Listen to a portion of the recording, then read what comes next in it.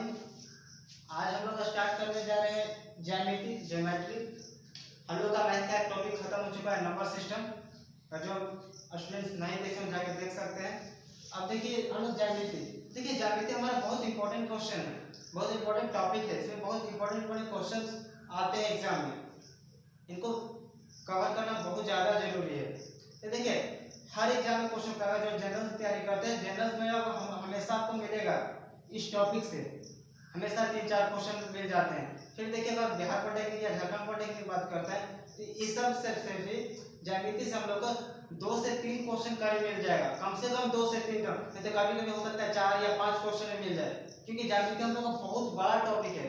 इसमें मतलब बहुत चीज पढ़ना है, जैसे पॉइंट, लाइन, एंगल, बिंदु, रेखा और कोण, इसके बारे में पढ़ना है। फिर त्रिभुज पढ़ना है, त्रिभुज के प्रकार जो होते हैं। फिर हम लोग को चतुर्भुज पढ़ना है, चतुर्भुज के कितने प्रकार है वो पढ़ना है इसमें। फिर देखिए हम लोग इसमें वृत्त पढ़ना है। देखिए त्रिभुज, चतुर्भुज और वृत्त तीनों हम लोग को क्षेत्रमिति में ही पढ़ना है, मेंसुरेशन में ही पढ़ना है, लेकिन वहां पे एकदम अलग है। वहां पर लोग एरिया का बात करते हैं, वॉल्यूम का बात करते हैं, उसका परिमिति का बात करते हैं, लेकिन वहां यहाँ पे वो सब चीज का बात नहीं करेंगे। यहाँ पे इसके उसके लाइन के बारे में, उसके एंगल के बारे में, उसके पॉइंट के बारे में बात करते हैं ज्यामिति में। फिर और क्या पढ़ना है इसमें हम लोग पढ़ेंगे समरूपता वगैरह, कि कोई चीज समरूप कैसा हो रहा है, उससे बहुत सारा प्रमेय आता है। क्योंकि हम लोग देखे थे कि त्रिभुज जो 9th 10th में अगर पढ़े होंगे तो वहाँ पर 9th 10th हम लोग को पढ़ना था, त्रिभुज का जितना भी समरूपता का नियम था वो पढ़ना था। त्रिभुज में बहुत सारे प्रमेय थे, वो सब पढ़ना है, पाइथागोरस प्रमेय वगैरह। ये सब हम लोग ज्यामिति में पढ़ेंगे, जो एकदम अलग होगा क्षेत्रमिति से, त्रिभुज वगैरह। इसमें सब अध्ययन करेंगे। आज देखिए सबसे पहले जो हमारा टॉपिक रहेगा वो क्या रहेगा, पॉइंट, लाइन एंड एंगल, यानी बिंदु, रेखा एवं कोण। यही हम लोग का इसमें सबसे ज्यामिति का जो चैप्टर है उसमें पहला टॉपिक हम लोग का क्या रहेगा, ये पॉइंट, लाइन और एंगल। ये थोड़ा सा छोटा टॉपिक है, जल्दी खत्म हो जाएगा 1 से 2 लेक्चर में। अब देखिए जानते हैं कि पॉइंट किसे कहते हैं। तो पॉइंट जनरली हम लोग कहते हैं कि जिसमें लंबाई, चौड़ाई और ऊंचाई नहीं हो, जिसमें लेंथ, ब्रेथ और हाइट नहीं हो, उसे क्या कहते हैं, बिंदु कहते हैं। लेकिन क्या ऐसा पॉसिबल है कि जिसमें लंबाई भी ना हो, चौड़ाई भी नहीं हो, ऊंचाई भी नहीं हो? तो सिंपली अगर देखते हैं, मान लीजिए अगर इसको हम लोग पॉइंट कहते हैं, अगर इसको पॉइंट कह रहे हैं तो क्या इसमें लंबाई, चौड़ाई और मोटाई नहीं है? जरूर कुछ ना कुछ होगा। थोड़ा सा अगर पीछे जाते हैं, अगर हम लोग 9th का अगर बायोलॉजी या 10th का बायोलॉजी के बात में करते हैं तो हम लोग एक जीव का नाम सुनेंगे, अमीबा। लगभग सबको जानता है अमीबा के बारे में। अमीबा हम लोग को नगण्य आंख से नहीं देख सकते, लेकिन फिर भी अगर देखिएगा ना, बुक पढ़ेगा ना, तो बुक में उसका आपको कुछ मिलेगा, उसका आकार का साइज मिलेगा, उसको बताया गया कि उसका मोटाई या लंबाई या कुछ दिया हुआ रहता है। तो सोचिए कि अगर हम जिसको देख नहीं सकते, अगर उसका कुछ आकार है, उसका कुछ लंबाई, चौड़ाई, ऊंचाई है, तो फिर तो हम लोग ये नजर आ रहा है, तो इसका भी तो कुछ ना कुछ होगा ना, लंबाई, चौड़ाई और ऊंचाई। तो क्या जो बुक में डेफिनेशन पढ़ते हैं गलत है क्या? तो नहीं, गलत नहीं है, लेकिन बस कुछ नहीं, उसका एक पॉइंट जोड़ना है हमको, उसमें एक पॉइंट जोड़ना है, उसमें एक महत्वपूर्ण बिंदु जोड़ना है। क्या जोड़ना है, देखिए अगर बिंदु का डेफिनेशन कहते हैं ना, तो सबसे पहले आपको बोलना पड़ेगा कि बिंदु एक ऐसा मैथमेटिकल मार्क है या चिन्ह है जिसमें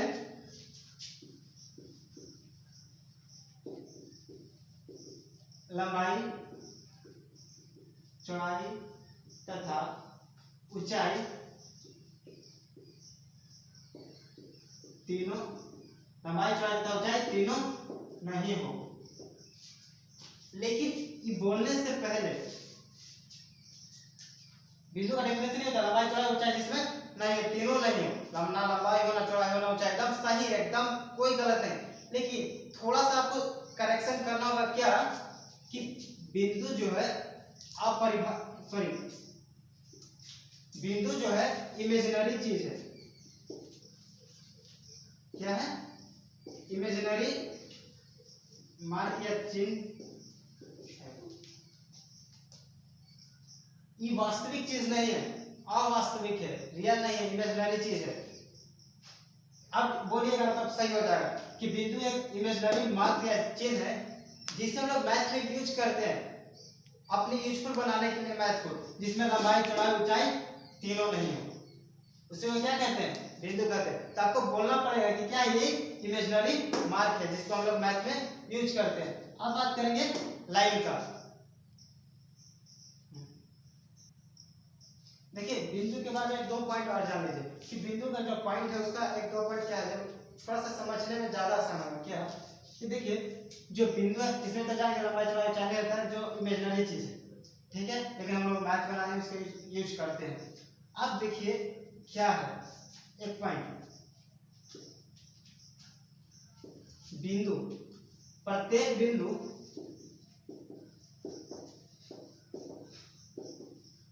का अपना एक अलग, एक यूनिक, अलग या यूनिक समझिए, प्रत्येक बिंदु का अपना एक अलग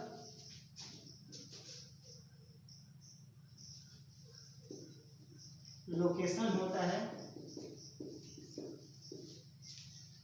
और कोई चीज लोकेशन मतलब क्या, उसको किसी चीज को दर्शाना, जब हम लोग दर्शाते हैं ना कोई पॉइंट को अगर दर्शाते हैं तो हर पॉइंट का एक अलग लोकेशन होता है। जैसे अगर कोई ग्राफ में अगर कोई पॉइंट दर्शाना होता है तो अगर यहाँ एक पॉइंट है, इस पॉइंट से जस्ट अगर थोड़ा सा भी ऊपर नीचे आगे पीछे कहीं भी, तो हर पॉइंट मान के लिए अगर ये पॉइंट है तो ये पॉइंट का जो अपना लोकेशन होगा, जो अपना ही एक अलग यूनिक होगा। अगर जस्ट थोड़ा सा भी आगे पीछे करते हैं, मान लीजिए बी पॉइंट है, इस बी पॉइंट का एकदम अलग लोकेशन होगा, उसका जो स्थान है एकदम अलग होगा, उसको जब दर्शाएंगे तो अलग जगह दर्शाएंगे।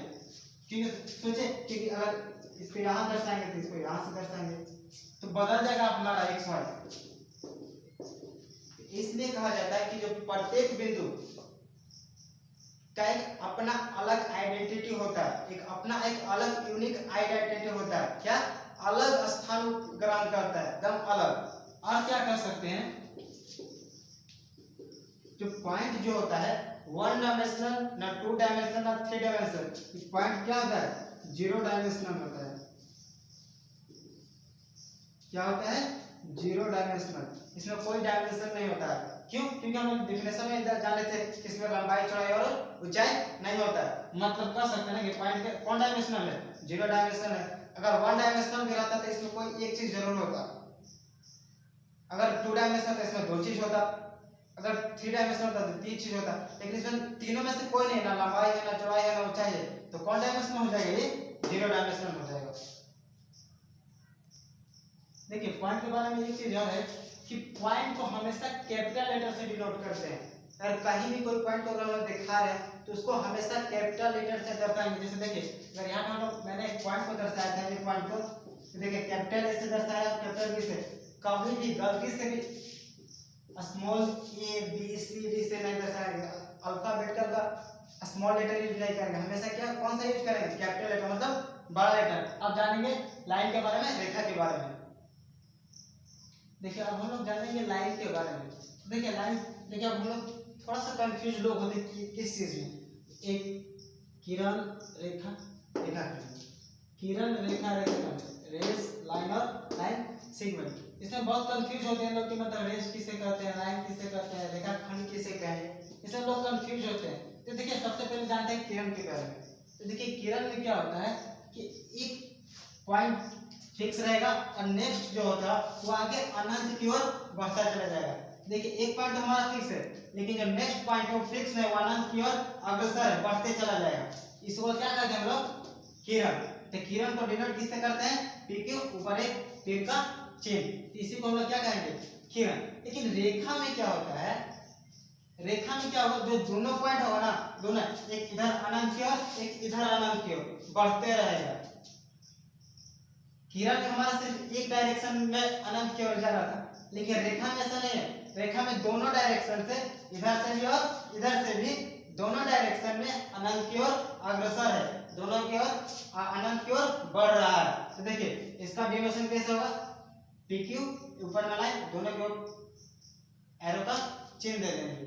अब देखिए रेखाखंड लाइन सेगमेंट, तो देखिए लाइन सेगमेंट है ना ये फिक्स होता है 2 पॉइंट में। तो देखिए यहाँ पे हम लोग फिक्स किए हैं 2 पॉइंट, एक PQ और एक Q, और देखिए यहाँ पे ये PQ, इतना को ही रेखाखंड बोलते हैं। देखिए यहाँ तक का रेखाखंड नहीं बोलते, इस लाइन से इस लाइन के बीच की जो दूरी होगा ना उसी को हम लोग रेखाखंड बोलते हैं, P से Q के दूरी को। और देखिए PQ को हम लोग डिनोट करते हैं बस PQ, ऊपर में स्ट्रेट लाइन। दोबारा देखिए किरण को हम लोग कैसे डिनोट कर रहे थे कि एक पॉइंट फिक्स रहेगा, नेक्स्ट पॉइंट आगे की ओर अनंत की ओर बढ़ते रहेगा।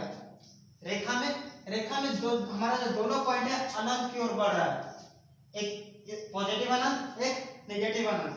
अब देखिए रेखाखंड में ऐसा नहीं है, दोनों पॉइंट फिक्स है, दोनों पॉइंट क्या है फिक्स है, P और Q दोनों पॉइंट अपना क्या है फिक्स, एक P एक Q दोनों आगे की ओर नहीं बढ़ रहा है। लेकिन देखिए इसमें दोनों बढ़ रहा था, इसमें एक बढ़ रहा था। और देखिए लाइन को कभी कभी PQ से नहीं PQ से डिनोट करते हैं या और किससे डिनोट कर सकते हैं L से। कभी कभी देखिएगा इसमें वैसे कोई रेखा कोई लाइन खींचा हुआ रहेगा उसके बीच में L लिखा हुआ होगा, तो L से भी हम लोग लाइन को डिनोट करते हैं, क्योंकि रेखा का जो इंग्लिश में क्या बोलते हैं लाइन बोलते हैं, इसलिए इसको L से भी डिनोट किया जाता है। आगे हम जानेंगे कोण के बारे में। अब हम लोग जानेंगे कोण के बारे में, कोण किससे कहते हैं, एंगल किससे कहते हैं। अगर सिंपली कह सकते हैं तो अगर सिंपल कहना है तो कह सकते हैं कि दो रेखाओं के बीच बने शेप को क्या कहते हैं कोण कहते हैं। लेकिन रेखा से बोलने से ज्यादा अच्छा रहेगा वहां पे किरण बोलिए, रेज बोलिए, क्यों उसका भी कारण बताएंगे। उससे पहले देखिए डेफिनेशन देख लेते हैं। An angle can be defined as the figure formed by two rays meeting at a common end point। मतलब देखिए मान के चलिए वो पॉइंट है एक वो एक रे है, रे जी को बताया था मैंने कि एक पॉइंट फिक्स रहेगा, एक अनंत की ओर अग्रसर। अब देखिए इसी से कहीं कॉमन एंड पॉइंट ना चाहिए, इसी को कॉमन एंड पॉइंट लेते हैं और एक और चीज ऐसे खींच देते हैं बी तक। तो देखिए शेप बन रहा है यहाँ पे, इसी शेप को हम लोग क्या कहते हैं एंगल कहते हैं, यानी कोण कहते हैं। देखिए हम लोग दो रेखा मिल रहा है, टू रेज मिल रहा है, दो किरण मिल रहा है, एक OA और एक OB। तो OA एंड OB हमारा क्या है रेज है, किरण है, ना कि रेखा। तो हम रेखा बोलने से ज्यादा एप्रोप्रिएट है, ज्यादा सही हम लोग का क्या होगा टू रेज बोलना, क्योंकि दोनों क्या है किरण। तो दो किरणों के मिलने से जो शेप बनता है उसी को हम लोग क्या कहते हैं कोण कहते हैं। दो रेज किरणों मतलब दो किरणों के मिलने से जो शेप बनता है उसे क्या कहते हैं कोण कहते हैं। अब देखिए हम लोग कोण को डिनोट कैसे करते हैं। तो कोण को डिनोट करने का सबसे अच्छा तरीका है कि देखिए अगर इस कोण को डिनोट करना है तो हम लोग क्या कहेंगे कोण AOB, यानी ऐसे कोण AOB। हमेशा इस चीज को ध्यान रखेंगे, जिसको दर्शाना है उसको हमेशा कहाँ रखेंगे बीच में रखेंगे। लेकिन इसको ऐसे ही बोल सकते थे कोण BOA, लेकिन देखिए जिसको दर्शाना है उसको हमेशा बीच में रखना है, चाहे AOB बोलिए चाहे BOA बोलिए। लेकिन जिसको दर्शाना है मतलब इस कोण को दर्शाना है तो जहाँ जिस पॉइंट में मिल रहा है उस पॉइंट को कहाँ रखेंगे बीच में रखेंगे, कहाँ रखेंगे बीच में रखेंगे। तो या तो कोण AOB बोलिए या कोण BOA बोलिए, यही इसका क्या हो जाएगा डिनोटेशन हो जाएगा। इसी से हम लोग क्या करते हैं डिनोट करते हैं यही कोण। अब देखिए हम लोग अगले लेक्चर में कोण का टाइप्स जानेंगे। तो देखिए कोण को दो आधार पर बांटा गया है कि एक भुजा के आधार पर उसे करके बांटा गया, बहुत सारा कोण है।